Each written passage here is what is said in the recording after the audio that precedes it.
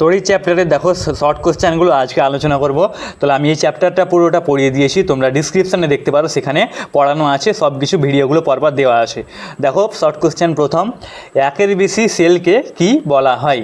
উত্তর হবে ব্যাটারি। হ্যাঁ, উত্তর ব্যাটারি বলা হয়। তবে 2 নম্বর, কোন সেল শুধুমাত্র একবার ব্যবহার করা যায়? উত্তর হবে প্রাইমারি সেল বা সেটাকে বলা হয় ডিসপোজেবল সেল। তারপরে সেলের কয়টি প্রান্ত থাকে? উত্তর হবে 2টি প্রান্ত থাকে। তারপরে কোন সেল অনেকবার ব্যবহার করা যায়? উত্তর হবে সেকেন্ডারি সেল।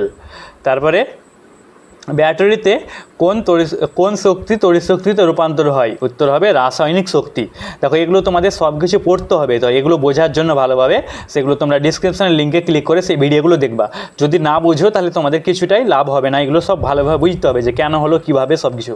তারপরে কোন বর্তনীতে তড়িৎ যন্ত্র ক্রিয়াশীল হয় না? উত্তর হবে মুক্ত বর্তনীতে ক্রিয়াশীল হয় না।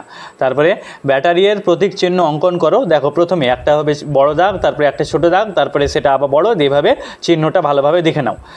তারপরে ব্যাটারির কোন প্রান্ত ছোট দাগের মাধ্যমে প্রকাশ করা হয়? উত্তর হবে ঋণাত্মক প্রান্ত ছোট দাগের মধ্যে প্রকাশ করা হয়। তারপরে কোন বর্তনী তড়িৎ সঞ্চালন করতে পারে? আমরা জানি বদ্ধ বর্তনী তড়িৎ সঞ্চালন করতে পারে, সেটা উত্তর। তারপরে কোন প্রকার পদার্থ তড়িৎ সঞ্চালন করে না? উত্তর হবে অন্তরক পদার্থ তড়িৎ সঞ্চালন করে না। তারপরে কোন যন্ত্রের সাহায্যে তড়িৎ প্রবাহ নিয়ন্ত্রণ করা যায়? উত্তর হবে সুইচ, মানে সুইচের মাধ্যমে অন অফ করা যায়। এগুলো বোঝার জন্য বললাম, সেই ভিডিওগুলো অবশ্যই দেখো। কোন বর্তনীর ক্ষেত্রে দুটি সুইচটি বন্ধ থাকে? উত্তর হবে মুক্ত বর্তনীর ক্ষেত্রে সুইচটি বন্ধ থাকে।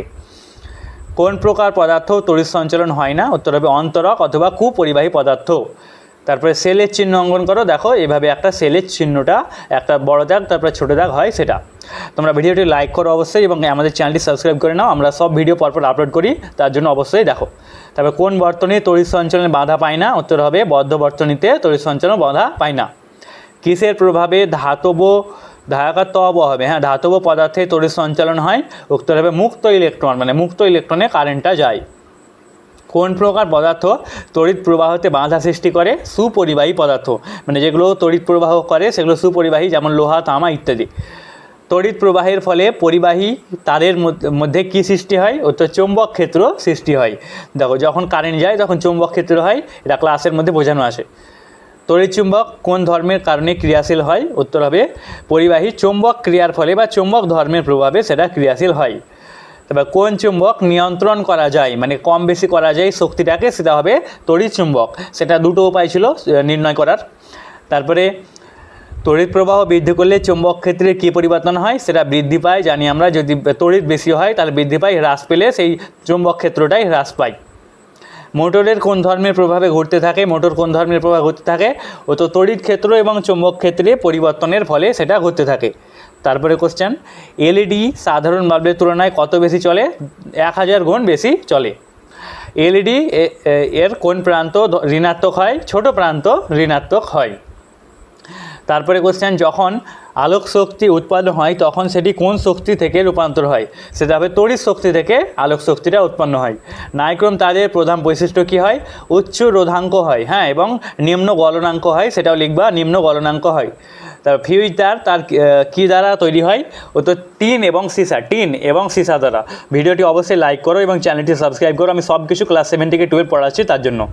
তারপরে ফিলামেন্ট কোন ধাতু দ্বারা গঠিত হয়? উত্তর টাংস্টেন ধাতু দ্বারা ফিলামেন্ট তৈরি হয়। এবার কোন যন্ত্রে তড়িৎ প্রবাহ চালু বা বন্ধ করা হয়? ফিউজ এর মধ্যে। তার ফিউজ তারের প্রধান বৈশিষ্ট্য কি? নিম্ন গলনাঙ্ক হয় এবং উচ্চ রোধাঙ্ক হয়।